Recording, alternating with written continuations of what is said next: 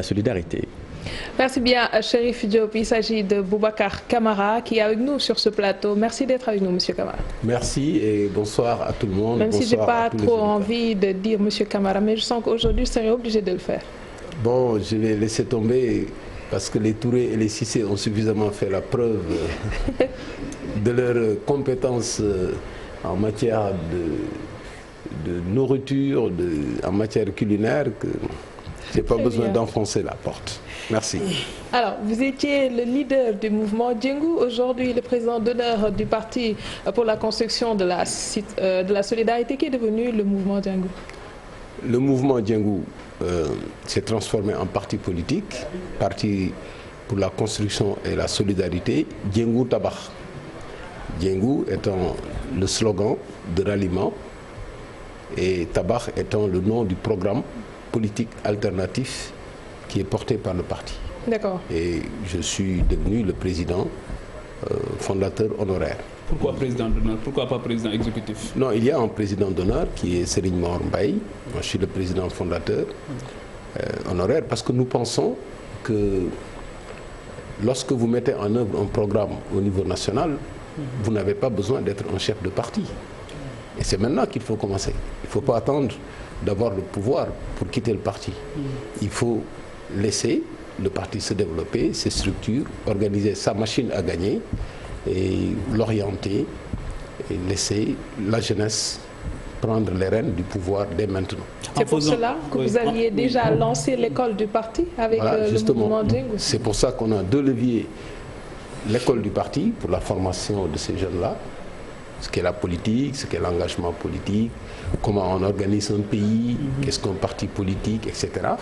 Et aussi le mouvement des pionniers, des tout jeunes, en leur montrant ce qu'est le civisme, la citoyenneté et tout. Donc c'est un travail qu'on prépare dès maintenant pour faire la politique autrement. En faisant la mue, en quittant un mouvement pour aller vers un parti politique, qu'est-ce que vous voulez démontrer? Pourquoi avoir quitté un mouvement pour un parti politique? Quelle est la valeur ajoutée? En fait, le mouvement était justifié par un contexte préélectoral. Le mouvement est né en mai 2018. Et en mai 2018, on était à 1 an des élections.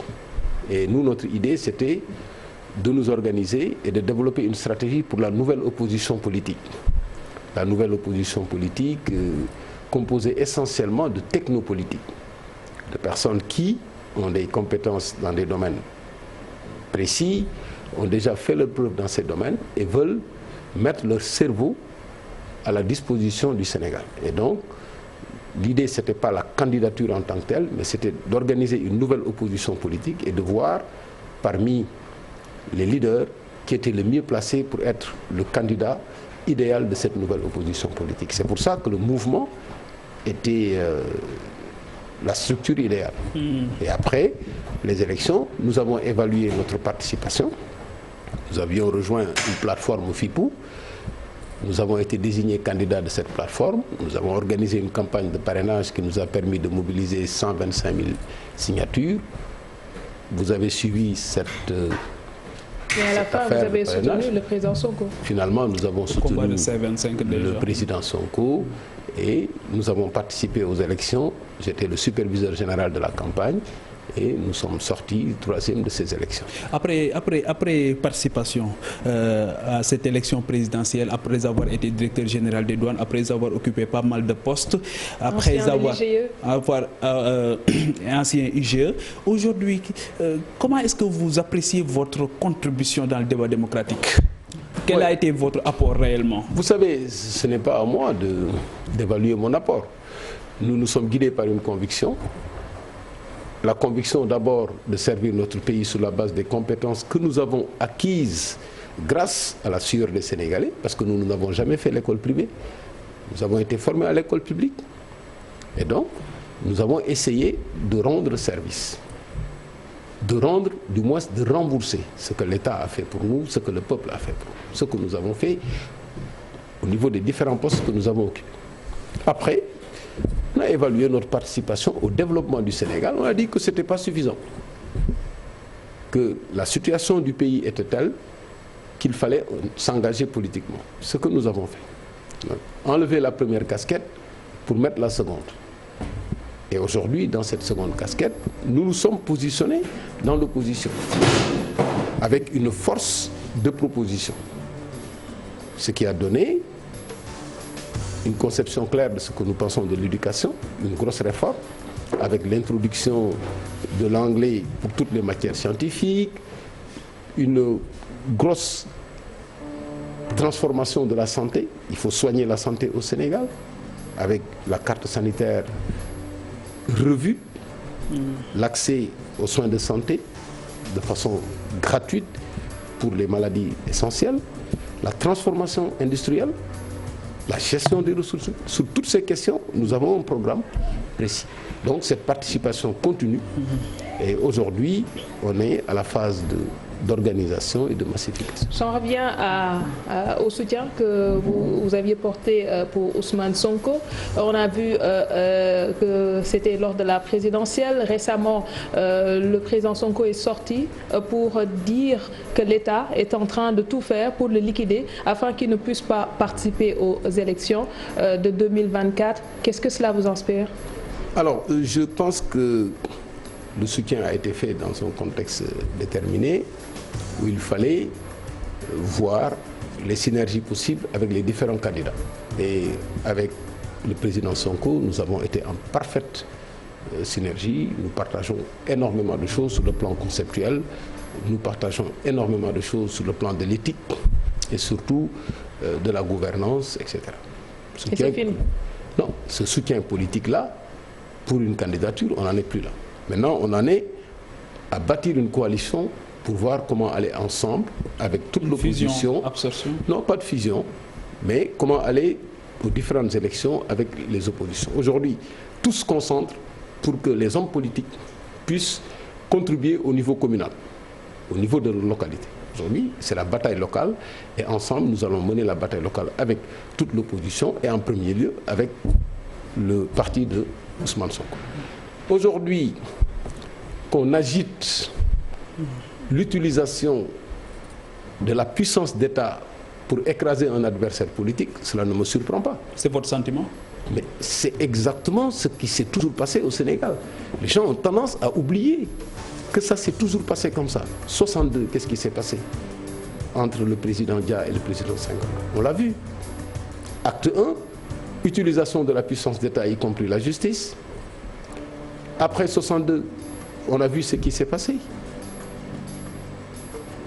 Sous le régime du président Wade, on a vu le duel entre Idrissa Seck et Abdoulaye Wade. On a vu le duel entre le président Wade et le président Macky Sall.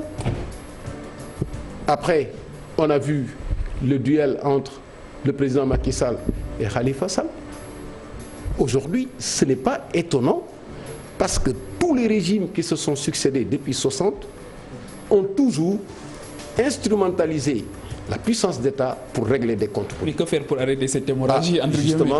C'est justement ce changement de cap qu'il faut. Il faut que la politique s'arrête à la porte du palais. C'est un principe qu'il faut accepter et acter. Il ne doit plus être possible au Sénégal d'utiliser un dossier judiciaire pour écraser un adversaire. Ça a été toujours le discours des prétendants à la magistrature mais justement, suprême. Mais pourquoi on n'y arrive pas? Pourquoi mais c'est parce que les Sénégalais l'acceptent aujourd'hui. C'est parce que les Sénégalais acceptent qu'on les gouverne de cette façon.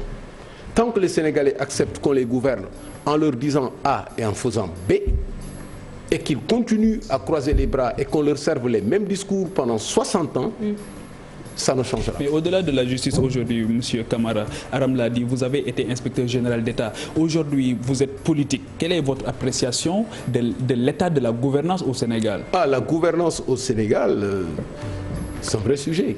Il n'y a pas de rupture dans la gouvernance au Sénégal. Au contraire, il y a des formes pernicieuses de malgouvernance qu'on n'a jamais connues. Quel est l'intérêt alors des corps de contrôle?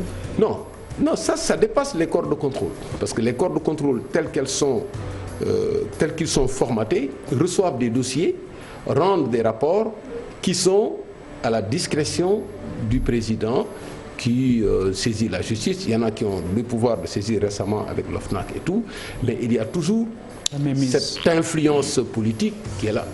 Aujourd'hui, il faut développer un schéma de contrôle qui permet d'assurer la prévention et d'assurer la répression lorsque les constatations sont faites, sans qu'il y ait la possibilité d'une main politique pour arrêter un dossier ou bien d'un coude politique pour neutraliser un dossier. Donc aujourd'hui, la gouvernance au Sénégal, c'est le vrai sujet. Et la gouvernance essentielle qu'il faut sauvegarder, c'est la gouvernance des ressources naturelles. Comment s'y prendre? Alors, comment s'y prendre? Déjà, comme les ressources appartiennent au peuple, ça a toujours appartenu au peuple. On l'a acté dans la Constitution du 20 mars 2016. En 2016 lors du référendum. Ça veut dire quoi? Qu'il y a un droit à l'information. Aujourd'hui, on doit avoir l'inventaire de toutes les ressources du Sénégal. Qu'est-ce que nous avons? Zircon, pétrole, gaz, les quantités, les emplacements et tout. Public pour tout le monde. Ensuite, l'aliénation des ressources doit passer par une approbation parlementaire. C'est le Parlement. Jusqu'à présent, on n'a pas un meilleur système.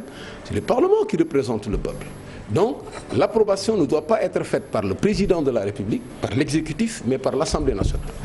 Le ministre, en charge du dossier, vient dire, nous avons voilà, un périmètre, nous avons un bloc pétrolier à donner, voilà les propositions que nous avons reçues, voilà l'appel à candidature, la compétition, voilà celui qui est premier, voilà ce qu'il a proposé, etc. Voilà les prix. Comme ça, on a une approbation parlementaire. Ça, c'est déjà au niveau de l'information du peuple. Et maintenant, mettre en place des mécanismes qui permettent de les utiliser de façon judicieuse. Utiliser les ressources de façon judicieuse, c'est justement ne pas se contenter de les extraire et de les vendre. Il faut les transformer. Il faut, lorsque vous avez par exemple du fer et du gaz, pouvoir faire une industrie qui permet d'avoir de l'acier, de créer des emplois, de transformer structurellement votre économie. Vous avez de l'énergie, vous avez du foncier, vous investissez dans l'agriculture, cela vous permet de transformer vos produits agricoles, les produits de l'élevage. Cette transformation-là, c'est cette façon d'exploiter judicieusement les ressources. Est-ce qu'on a cette ambition aujourd'hui de transformer? Ah mais c'est un projet. Nous, le projet Tabac, c'est ça. Le projet Tabac, c'est exactement ça dans tous les secteurs. Est-ce que ce ne sont pas seulement des slogans? Parce que quand il y a le politique qui veut aujourd'hui pouvoir bénéficier du suffrage des Sénégalais, on les entend tenir des discours assez captivants pour pouvoir avoir leur vote. Nous avons avec la vérité. Ouais. C'est le rapport que nous avons avec la vérité. Mais comment rompre avec tout ça? Non, personne ne peut rompre avec ça. Il faut être ou ne pas être. Si on est véridique et qu'on a des convictions, on ne change pas. Si on n'a pas de convictions, on ruse. Et beaucoup d'hommes politiques, beaucoup de leaders, d'associations, de leaders de toutes sortes, rusent avec les populations. Mais les populations aussi rusent avec ces hommes politiques. Tu fais des promesses, tu donnes des t-shirts, tu donnes des trucs, et après, quand tu as ce que tu veux, tu disparais. Mais tu n'as trompé personne. C'est un jeu de dupes. Et aujourd'hui, est-ce que les populations n'ont pas les cerveaux suffisamment formatés pour dépasser ça et pour refuser cette façon d'agir? Et c'est notre travail, nous, de sensibiliser les gens. D'accord. Alors, un autre élément, vous avez été le secrétaire général du ministère des Infrastructures sous Karim Wade. Aujourd'hui, Khalifa Sall a bénéficié de la grâce présidentielle. Il y a les retrouvailles entre le président Macky et le président Abdoulaye Wade. Quel avenir politique pour Karim Wade? Vous pensez que cette entente-là entre les deux chefs d'État peut aujourd'hui être bénéfique pour Karim? Bon, alors, si vous me posez la question sur l'avenir politique de Karim Wade, vous me posez un problème, parce que vous pouvez lui poser la question. Par contre, ce que je peux dire de façon claire, c'est qu'il ne faut pas faire de confusion. Aujourd'hui, il s'est passé quelque chose d'extraordinaire, une très belle image. Le khalife général des Mourides, les guides qu'il faut, qui arrive à réaliser la réconciliation sociale entre l'ancien président et le président actuel, dans un endroit adéquat, dans un contexte d'inauguration de la mosquée de Masalikul Jinan, c'est extraordinaire.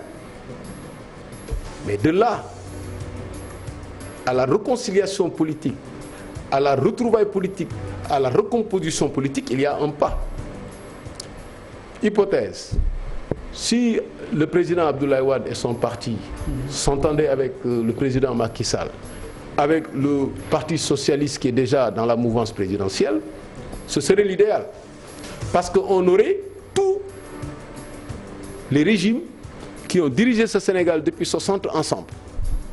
Maintenant, il faudra apprécier les résultats qu'on a pour les populations, pour l'éducation, la santé, l'énergie, la sécurité, toutes les ressources, pour dire est-ce que nous voulons maintenir ce cap ou non. Moi, je ne veux pas maintenir ce cap. Je suis pour le changement de cap. Parce que je pense qu'au fond des choses, c'est de la même façon qu'on nous a gouvernés depuis 60. Et c'est ça qu'il faut rompre. S'ils sont d'accord pour diriger, pour être ensemble, le jeu politique sera extrêmement clair. Il y a une certaine opinion aussi qui se fait entendre de plus en plus pour parler d'amnistie. Des faits qui ont été constatés depuis 2012. Il y en a qui le disent. Il y en a qui parlent aussi concrètement précisément de Khalifa Sall et de Karim Wade. Est-ce qu'aujourd'hui, cela trouve grâce à vos yeux Non, ça s'est toujours passé comme ça. Avec le président Mamadou Dia, c'était quoi? Amnistie? Grâce, oui. Grâce, amnistie, je pense. Oui. Non, avec amnistie ou grâce. Grâce. Grâce. Avec le président Abdoulaye Wade, il a été amnistié. Karim a été gracié. Il y a des dossiers qui ont été... il y a des non-lieux pour Idrissa Seck. Il y a toujours l'acte 1, instrumentalisation de la justice. Acte 2, négociation. Mais concrètement, je réponds. Souhaitez-vous avoir... Non mais attends, je suis en train de vous dire. Oui. Je ne suis pas étonné, moi. Oui. C'est comme ça que le Sénégal a toujours fonctionné. Acte 2, retrouvailles, discussion nocturne, intermédiaire par-ci, par-là, Sénégal... Est-ce que vous souhaitez... Et troisièmement, acte 3, gouvernement d'union, on est d'accord... Que Khalifa Sall retrouve ses valeurs, ses droits civiques. Attends, chaque homme politique doit se battre, surtout s'il a été condamné dans les conditions dans lesquelles il a été condamné, pour recouvrer tous ses droits. Et c'est le cas de Khalifa Sall, je l'ai toujours défendu. C'est le cas de Karim Wade. Ces deux procès n'ont pas été équitables, il faut les réviser. Ce n'est pas mon combat politique, c'est leur combat politique. Moi, mon combat politique, c'est que l'État ne soit pas instrumentalisé pour éliminer des adversaires politiques. Et donc, aujourd'hui, il n'y a rien de nouveau sous le ciel. C'est exactement comme ça que le Sénégal a toujours fonctionné. Et c'est ça qu'il faut arrêter. C'est cette rupture-là que nous demandons. Disons la vérité aux Sénégalais. Expliquons-leur que l'essentiel n'est pas là. L'essentiel, c'est comment trouver des solutions pour que les eaux quittent les écoles, pour que les élèves et les maîtres puissent entrer. D'accord. Pour qu'il y ait de la sécurité, que tu puisses rentrer chez toi en toute liberté, en ne craignant pas d'être agressé, que les opérateurs économiques puissent être payés, puissent travailler tranquillement, que les gens qui investissent au Sénégal aient un environnement des affaires correct.